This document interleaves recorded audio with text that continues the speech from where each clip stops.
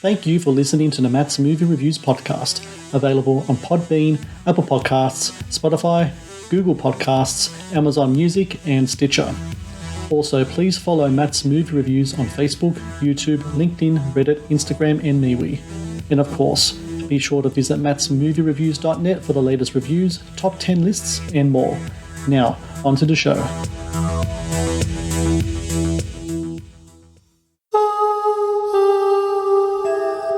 I'm proud of what we built. You built it. Yeah, but I built it for you.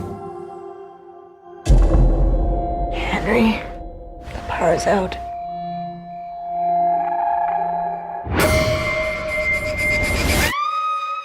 Henry!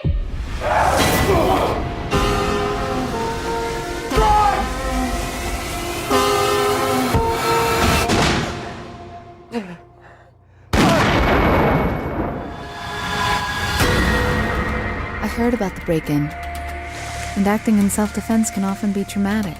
How are you feeling? I can't sleep. Not until I know what they were after. You're acting like nothing happened. We have to get past this. What if there are more of them out there? I was under the impression that Corral was missing. We've had some missing persons in town. We think these men were involved. We're tracking a few leads. Put the tone. Why are you snooping around? Don't come back here.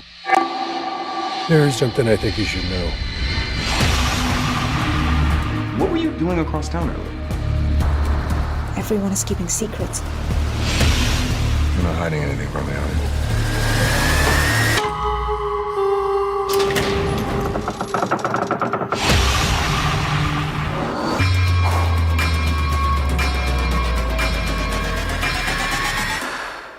What would I hide from you?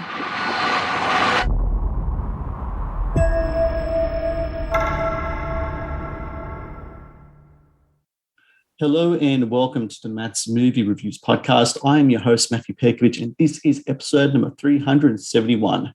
Out now on Netflix is Intrusion, a psychological thriller that stars Freida Pinto and Logan Marshall Green as a married couple whose lives are turned on their heads after a violent home invasion.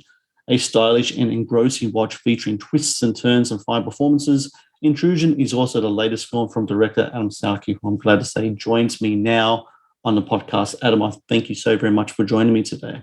Thank you so much for having me. Really, really happy to be here. You know, it's really interesting watching this film and just getting to the background of it. It's written by Chris Sparling, who really did some great work with like Buried and Greenland, which came out last week as well. What was it about the material that really drew you to the story and want to do this film?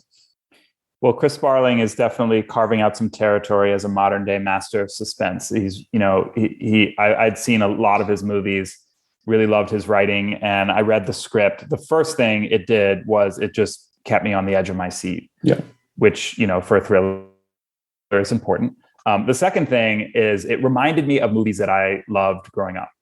90s thrillers like The Game or, certain aspects of Basic Instinct or Hand That Rocks the Cradle or, Pacific Heights, or just all of these really great thrillers in that era that I loved. And I always wanted to make one. And it sort of felt like a throwback in that way. And then the third thing was that I actually felt a personal connection to the main character's journey. Freida Pinto's character, Mira, is a breast cancer survivor. And actually my best friend was diagnosed with breast cancer at around the same age as the Mira character. And so I sort of kind of went through that journey of her going from traumatized victim to empowered survivor. And I thought that Chris did an excellent job bringing Mira through that journey in the context of the events of the story. It's really interesting, that kind of part of Chris's work. When you watch the movies that he's in, that kind of mix of like genre feels and character really does come through. And Frieda's character, especially of Mira, she kind of goes through this kind of double whammy of trauma. She's a cancer survivor on one end, and then the other end you have the main plot point that kind of drives the film, which is this home invasion kind of angle as well. Dealing with that kind of double kind of dose of trauma that she goes through, do you look into kind of like the real life psychological aspects or stuff like that that does actually happen to victims of trauma? Is there a certain level of PTSD stuff that's actually chronicled and talked about in scientific circles in regards to that stuff? I do. I'm not a doctor or a scientist, but to some extent, a lot of it is drawn from personal experience, and also, every movie that I do, I will engage in some research on. And there's a lot of doctors in my family, including my wife is a psychiatrist, so I'm always asking her questions. It's very interesting. This movie, on the one hand, you can watch it purely as a entertainment, suspense thriller.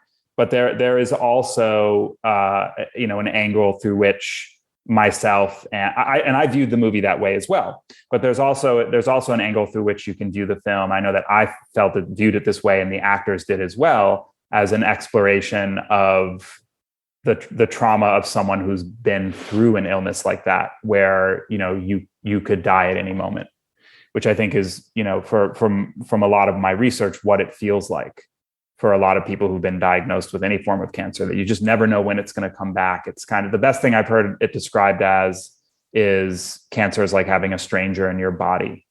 And there is something about this movie and about having a stranger in your house that is externalizing that terror that I found interesting.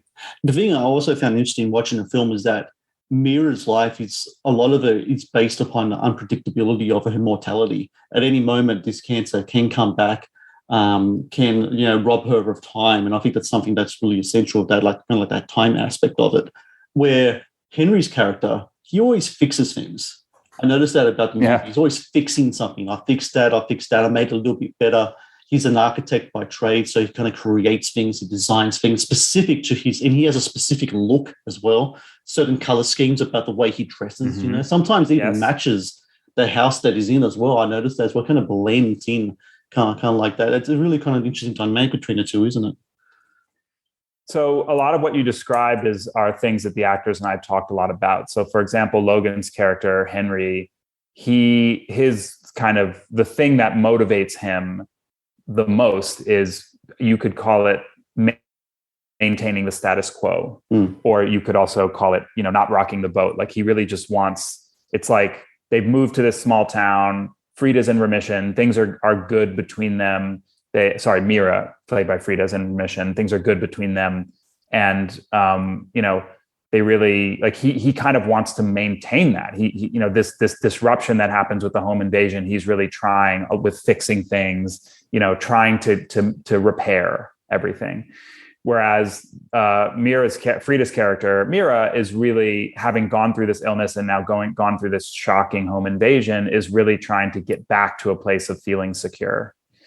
And that's really how they go through the film. As far as the colors that you pointed out, I strive very hard with my team, cinematographer, production designer, costume designer, to come up with a specific visual design for every film that I make. And we did work very hard to create a mixture of warm and cool color temperatures in the film. Henry's colors are a little cooler, Mira's colors are a little warmer, and that color scheme becomes more and less pronounced throughout the film, depending on what's happening in each scene. I want to talk about the house, because it's kind of a cliche thing to say the house is a character, but in this case, it really is. Yeah, and I know it is, but when this house especially, this movie especially, the house is so essential to what's going on in the houses, to these characters, especially considering that it's designed by one of the characters. He's an architect, and Henry designed it to his kind of taste, so to speak. Where did you find that house? Was it Albuquerque that you guys saw this house in the first place? Yes, Albuquerque. So essentially, you nailed it. The Henry character is an architect. He's designed this home for them. And I knew that I wanted it to be modern. I knew that I wanted it to be architectural, very specific. And unfortunately, when we got to Albuquerque, it dawned on me that the dominant architectural style there is something called Pueblo Revival, which I actually like. I find it to be very appealing, and I love the look of Albuquerque, New Mexico, and Santa Fe. It's an incredible style there, but it wasn't what I had hoped for the film. So we were looking and looking and looking, and we actually just could not find this house. And one day, towards the end of the scouting process, the cinematographer, Eric Lynn, went to a grip rental house, and he was talking to the owner. He just asked him, "Hey, do you know any modern homes?"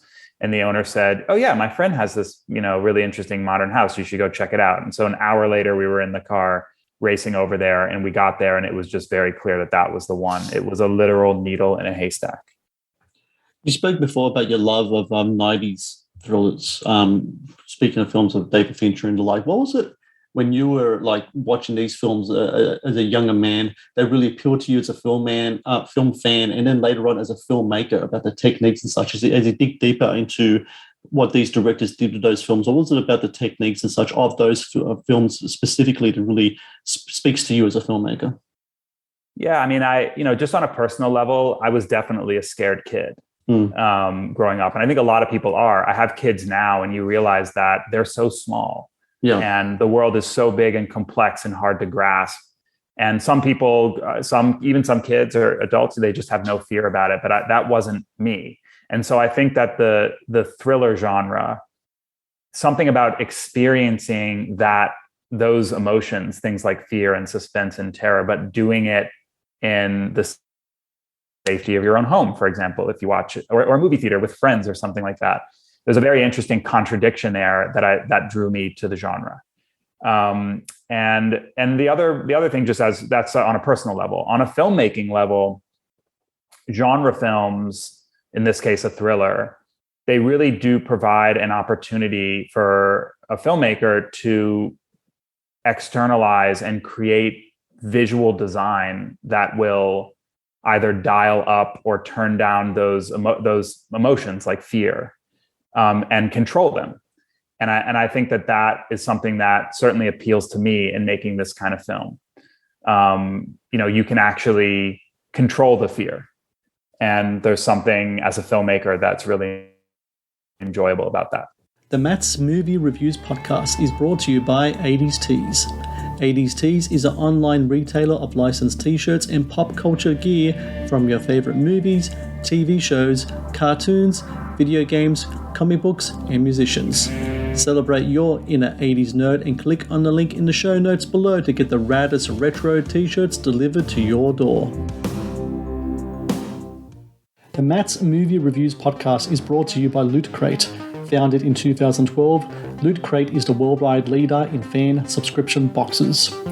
Loot Crate partners with industry leaders in entertainment, gaming, sports, and pop culture to deliver monthly themed crates, produce interactive experiences in digital content, and film original video productions. No matter what you geek out about, Loot Crate has a subscription box for you. To get your very own exclusive collectibles, apparel, and gear delivered to your door, be sure to click on the link in the show notes below. The Matt's Movie Reviews podcast is also brought to you by Vudu. Watch the latest movies and TV shows anytime, anywhere. No subscriptions, no contract. Enjoy stunning quality in up to 4K ultra high definition at home, and download and watch on your mobile device as well. To rent and buy from over 100,000 titles or watch thousands of movies free with Vudu Movies on Us, be sure to click on the link in the show notes below. Now, back to the show.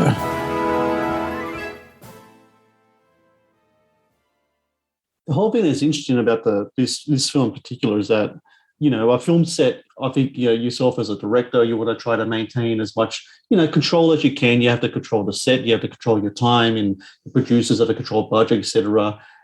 That's all well and good, but then you have to add these extra elements of the whole kind of COVID situation. That kind of like just turns everything on its head. I've talked to, directors before about working in the whole kind of COVID conditions. And one thing that was really interesting is that, you as a director, as a filmmaker, you want to be able to talk to your cast, to your lead players, especially, and that can be a kind of very kind of personal nature. You're talking one-by-one, but in this case, I was talking to a filmmaker about not that long ago. She was talking about how she's wearing the mask, she's wearing the shield, to certain space restrictions, etc. It kind of makes it kind of hard sometimes to communicate what you want to talk about, etc. When it comes to that kind of aspect of it, that kind of one-on-one time with your actors to talk about motivations of characters, etc. There's a whole kind of COVID situation in all the stuff you have to wear or the restrictions they have in kind of space. Does that make how difficult does that kind of make things to kind of bring the point across, or are you still able to do that in kind of like in this controlled situation where you have kind of like certain restrictions placed on you? So Intrusion is one of the handful of films that was shot in the fall of 2020. I believe it was somewhere between 12 and 15, studio films that were able to pull it off during that time. I mean, normally it would have been hundreds of projects being done. It was very strange, but the truth is that, we rolled with it and we got used to it. And I can also share that yes, there were things that frustrated me because I love working with actors. Like that's one of the most rewarding parts of making any film for me. And I'm wearing a mask and I'm sometimes not allowed in the room where the scene is taking place. And I have to give direction with a walkie-talkie. And I feel like a studio director from the 40s or something with a bullhorn yelling at people. And that's not how I want to work. But everyone understood that these were the circumstances under which we could all go back to work and tell the story. And everyone was okay with rolling with that. And I really have to give all credit to Frida Pinto and Logan Marshall Green, their poise and ability to just not let those ways in which pandemic production changed the ideal way of making films ever get in the way of what they were bringing every day in front of the camera. Something that's really become really prevalent in movies, thriller movies, horror movies over the last, say, 10 years or so is the jump scare. And sometimes you can watch movies and certain filmmakers utilize it in a certain way that can be tacky or kind of like just a little too much. In this film, I thought it was really, really well done. And I wanted to ask about how you approach the art of the jump scare. How much of it is in the script? How much of it is post-production? Do you have any type of philosophies in regards to how you want that kind of to play out in your movies? There were moments in the script that stood out to me as being supportive of something like a jump scare. Of course, the script never points out how exactly, and nor should it point out how exactly that would be accomplished. So I was excited about that. I mean, the jump scare is a good technical way to get people, to affect people when you make the film. Interestingly, in this film, we actually had more of them.